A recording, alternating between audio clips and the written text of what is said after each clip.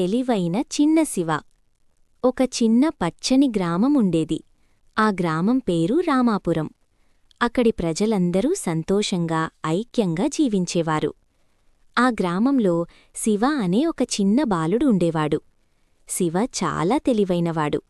అతను ఎక్కువగా ప్రశ్నలు అడుగుతుండేవాడు. ఏ విషయం చూసినా ఎందుకు అని ఆలోచించేవాడు.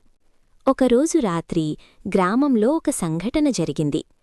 లక్ష్మయ్యగారి ఇంట్లో పెట్టిన బియ్యం సంచులు మాయమయ్యాయి. అయ్యో, నా బియ్యం ఎవరో తీసుకెళ్లారు అని లక్ష్మయ్యగారు అరిచారు. రెండో రోజు మరొక ఇంట్లో కోడిగుడ్లు మాయమయ్యాయి. మూడో రోజు ఇంకొక ఇంట్లో పాత్రలు కనిపించలేదు. ప్రతి రాత్రి ఎవరో ఒక దొంగ గ్రామానికి వచ్చి వస్తువులు దొంగిలించిపోతున్నాడు. గ్రామస్తులు భయపడిపోయారు.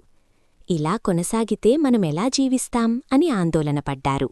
శివ ఆ సంగటి గమనించాడు. అతను భయపడలేదు.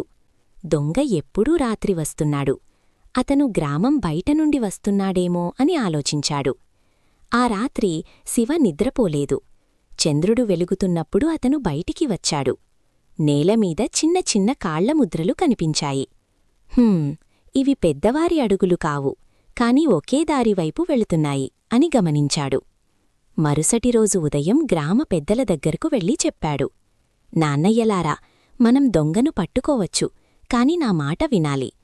అందరూ ఆశ్చర్యపోయారు. చిన్నోడివి కదా, నువ్వేంటి చేస్తావు అని ఒకరు అడిగారు. శివ నవ్వుతూ, దొంగను పట్టుకోవడానికి బలం అవసరం లేదు, తెలివి చాలు అన్నాడు. అతనొక ప్లాన్ చెప్పాడు. ఈ రాత్రి ప్రతి ఇంటి ముందు కొద్దిగా పిండి, మైదా చల్లిపెట్టండి. అలాగే కొన్ని పాత పాత్రలను బయట ఉంచండి. గ్రామస్తులు అతని మాట విని అలాగే చేశారు. ఆ రాత్రి మళ్లీ దొంగ వచ్చాడు.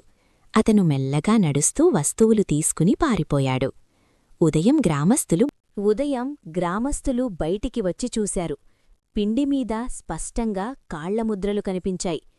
అయ్యో, ఇదిగో దొంగ అడుగుల గుర్తులు అని అందరూ ఆశ్చర్యపోయారు. శివ ఆ అడుగుల్ని గమనిస్తూ ముందుకు నడిచాడు. ఆ అడుగులు గ్రామం బయట ఉన్న ఒక పెద్ద చెట్టు దగ్గరికి వెళ్లాయి. అక్కడ చెట్టు కింద ఒక దొంగ కూర్చొని కనిపించాడు. గ్రామస్తులందరూ కలిసి దొంగని గట్టిగా అడిగారు, ఎందుకిలా చేశావు అని. మొదట దొంగ భయపడ్డాడు. తర్వాత నిజం చెప్పాడు. తాను తప్పు చేశానని ఒప్పుకున్నాడు. గ్రామస్తులు అతనికి గట్టిగా బుద్ధి చెప్పారు. ఇంకెప్పుడూ ఇలా చెయ్యకూడదు అని హెచ్చరించారు. దొంగ తన తప్పు తెలుసుకుని మళ్లీ ఎప్పుడూ దొంగతనం చెయ్యనని మాటిచ్చాడు. గ్రామ ప్రజలందరూ శివ తెలివిని చూసి అతన్ని అభినందించారు.